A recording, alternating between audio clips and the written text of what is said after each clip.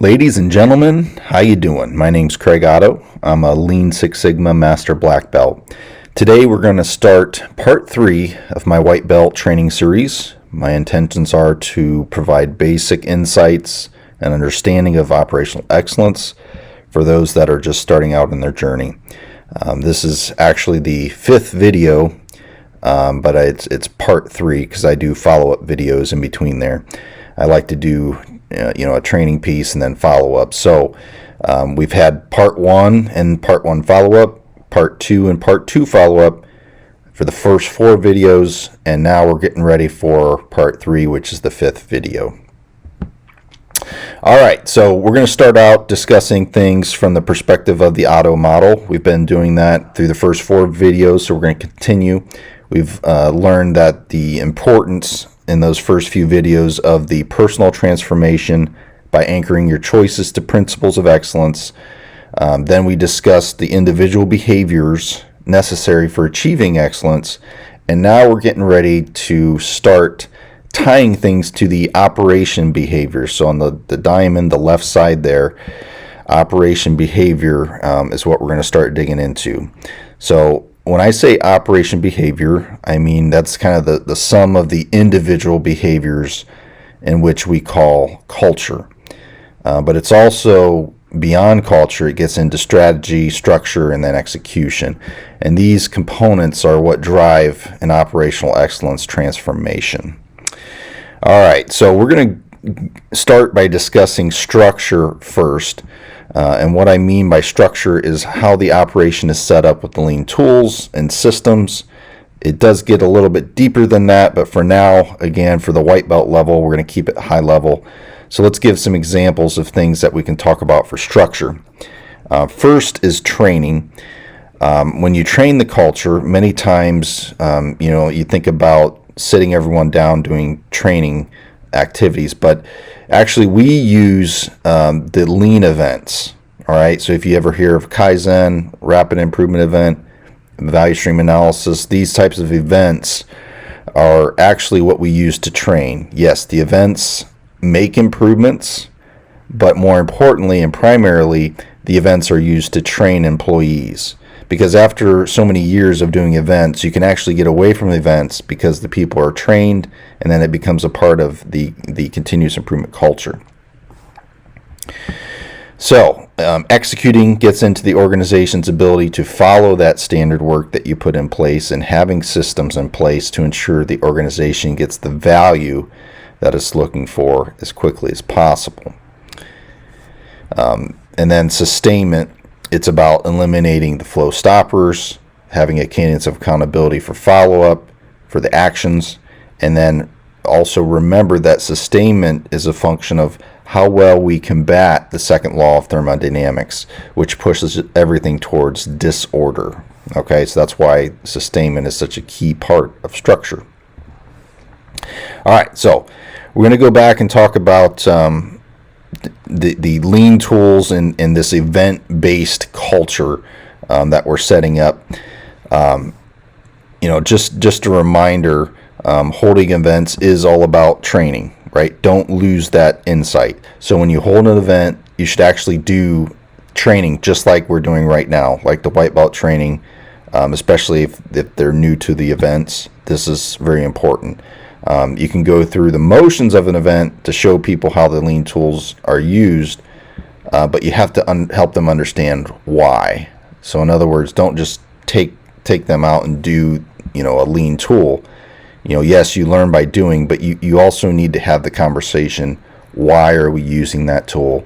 What benefit does it provide? And that will help their understanding much more. All right, so the first type of event that we're going to discuss today is called value stream analysis, or VSA. All right, so VSA is a hierarchical type of event. It's the purpose of it is to make a plan to eliminate waste. It's just a plan. There's no actual waste that's reduced during that event or that type of activity. But it creates a plan for 2 types of events. We call this first type of event a rapid improvement event. Some people call it a Kaizen. So RIEs is what you may hear me call it. Rapid Improvement Event is RIE. The other thing would be problem solving. So problem solving, I denote it as PSCA, sometimes problem solving corrective action. But these types of events are used to reduce and eliminate variation in flow stoppers.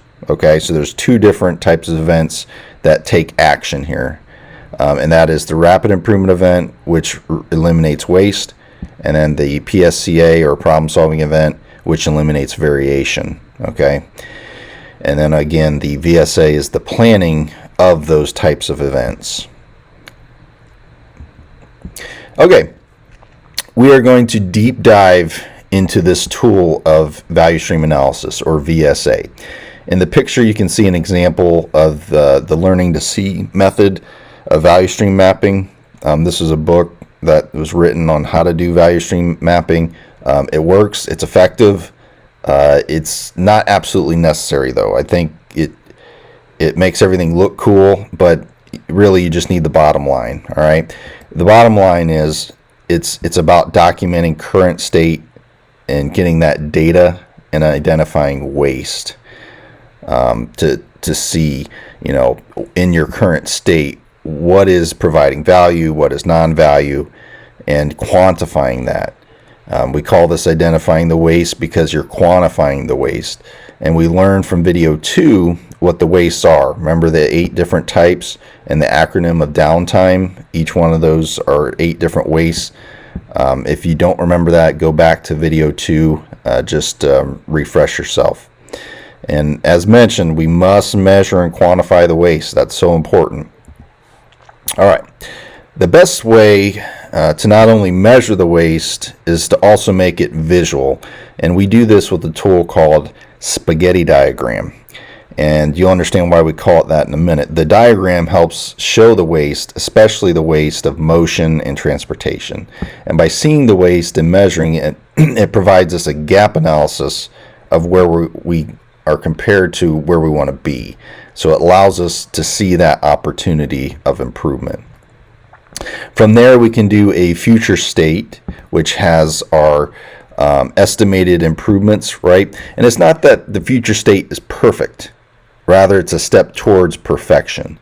And the future state shows the process after a series of actions are taken to eliminate and reduce the waste.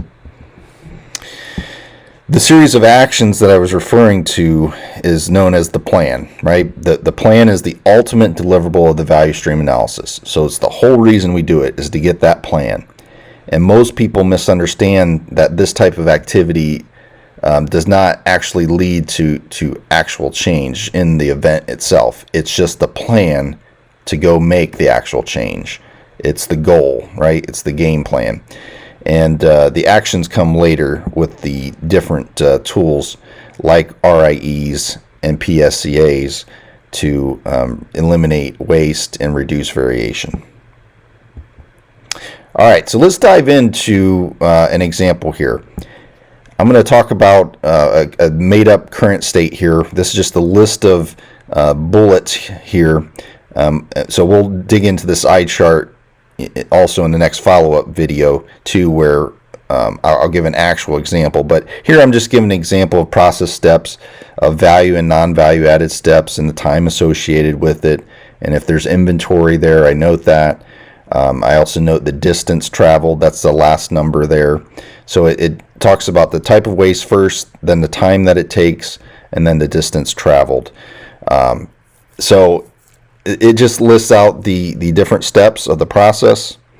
You can see there's only 7 value-added steps compared to a lot more non-value-added steps. This is representative of most processes. Actually, I would say you may even have more non-value-added steps than what I'm showing here. But for the sake of the example, we'll just go with this one. All right, so I said a way that you can quantify waste is to see it visually. And so we're going to jump to the spaghetti diagram tool and see why it's so valuable. So we've already listed out our current state, And now what we're doing is making that current state visible. So here we have the work that it takes to get done. There's 4 different stations. We'll follow the product and draw the path as it flows through the processes. And the lines represent a visible view of the waste, right? Because the value added takes place in the stations, and then the line represents the product and operator flow back and forth between all the stations. Anyone who gets trained by me will hear me say what I say next very often. As we can see from the current state here, the visual waste, the more distance between where the work is done, and you can see it just creates that waste. So distance is the enemy. So we want to visually see the waste, right? And distance is the enemy. By having distance between your work and your parts, distance between your work and your tools, you create waste of motion and therefore waste of time. Okay, so distance is really the enemy here when it comes to lean manufacturing. That's what we're really trying to tackle, is reducing this distance. Reducing distance reduces waste. Now it says easy, but does hard, meaning it's as simple as reducing waste, but yet it's as complex as reducing waste, as you'll gain from firsthand experience. So let's take the next step. So now we've done current state. We've done our visual current state with our spaghetti diagram. Next, it's time to create a future state. Now the goal is to eliminate as much waste as possible, but we know we can't eliminate everything. So what we try to do is take our current state and walk through where we can eliminate waste. And every place where we think we can, we note that an RIE, again that stands for Rapid Improvement Event, will take place. So you can see here, and to give an example, I just did a RIE, or identified an RIE that would eliminate some waste here. I'm going to do another one to eliminate a few more wastes, and I keep identifying these RIEs to help me see where I can eliminate waste.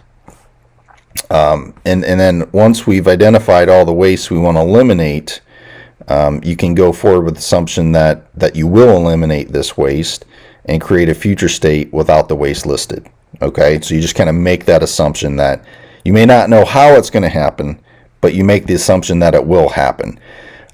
So then what you do is you re-quantify the value added and non-value added metrics to show and quantify the improvements. And you can show from current to future, there's less steps, there's less time, there's less distance, and you can quantify that.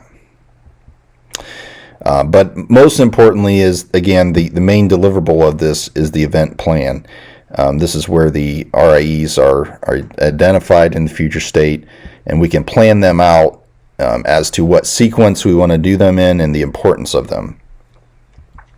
All right, so typically these events will focus on implementing core tools of lean, which I show these symbols, these 4 symbols here. They're on the little RIE bulldozer there. These 4 symbols represent 6S, one-piece flow, standard work, and pull systems. And you can see the symbols here for each. So anytime you see those symbols, just know that those are the core tools of lean. And for the sake of white belt training, I will say we will mostly just focus on 6S. So that's the main tool we'll focus on largely in video 4, and then how to implement in video 5. Okay, so just like we did with the current state, making it visual, we want to make the future state visual. So let's use our 4-station example so we can see the impact of waste as we implement the RIEs. So let's say we decide to reduce distance, right? So we're going to come in here, we're going to make station A closer, station B, station C, and then station D. We can see that all of these stations, by doing these events, we've moved them so that they're nice and close. The distance, which was the enemy, we've drastically reduced distance, therefore the time should be drastically reduced as well. All right. So as you can see visibly, there's significant waste reduced. Just looking back and comparing and by planning these solutions such as this, we can predict future state with less processing time. We can plan events that will make these changes to the floor. Just looking at that, reducing waste, reduced distance, reducing distance, reduced waste. So you can see visibly there, I have the current state spaghetti diagram up there in the top right. Just by looking comparison-wise, there's much less spaghetti in our future state. That shows the improved, reduced waste and improved state. All right. So, summary, value stream analysis, documenting current state and getting the data and identifying that waste is kind of the first step that we did. Then we made it visual. We took the spaghetti diagram, and then we took that the current state and spaghetti diagram and looked to make a future state, right? We looked at all the areas where we could take out waste and estimated those improvements by looking at implementing RIEs. And then we took the RIEs and created a plan to eliminate the waste, right? So we listed them out. We put a timeline to it of when we want to do it. And that's ultimately the deliverable of the VSA. All right, so this concludes part 3 of my training, the value stream analysis. It's a critical planning tool for Lean, and one that many people misunderstand. I think a lot of times when you do a VSA event, people think, okay, we're going to go make change. But you got to remember, it's a planning tool. It's not an execution tool. So for video 3 follow-up, so this will be my 6th video, I'm going to use our case study of marinating the chicken to perform a VSA. And I think that'll really help you understand the power of the VSA for creating a robust improvement plan. And then in video 4, we'll talk about the tool called 6S to eliminate the waste. In video 5, we'll do an actual rapid improvement event on the chicken marination example, and we'll see how much we save. So I look forward to seeing you guys next time. Thanks for listening. And please like my video, subscribe to my channel. Don't be afraid to leave questions, comments, or suggestions. And until next time, God bless.